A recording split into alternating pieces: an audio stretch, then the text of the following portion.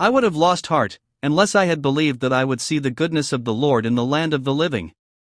Translating this sentence literally again, it can be said as, if I had not believed that I would see the grace of the Lord in the land of the living. In short, this sentence is now an incomplete sentence that ended without being grammatically finished, and it can be confirmed that the result that should follow the conditional clause is omitted.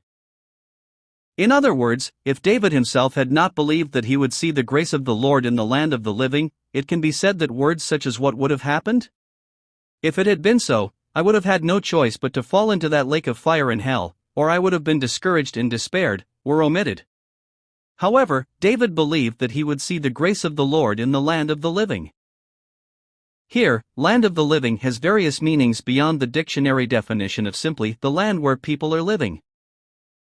In short, land of the living also refers to a state where one can praise and exalt God by escaping from sufferings and tribulations. It also refers to a state of being with God and sharing fellowship with God. It also refers to a state of enjoying blessings due to God's governing and ruling, and it also refers to that safe kingdom of God where there is no more threat of Satan and death. Rather, David believed that he would be able to experience and enjoy such grace of God in a world overflowing with sufferings and tribulations.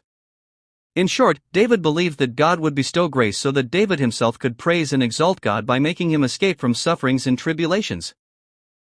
Also, David believed that God would bestow grace so that he could be with God and share fellowship with God.